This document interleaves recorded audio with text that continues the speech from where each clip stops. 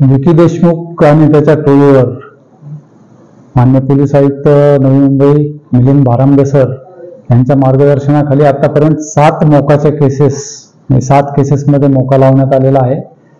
त्याच्यावर एकूण 44 केसेस आहेत। त्या केसेसमध्ये आतापर्यंत जे तपास झालाय त्यात सुमारे 25 आरोपी आपण नवी मुंबई पोलिसांनी अटक केलेले आहेत। त्याच्या टोळीचे सदस्य जे आहेत ते एक गुन्ह्याचा तपास माझ्याकडे आहे आता सध्या। त्यामध्ये 19 आरोपी आहेत, त्यापैकी 17 आरोपी अटक झालेले आहेत। हा जो राकेश कोळी आहे तो गेली 4 वर्ष फरार होता।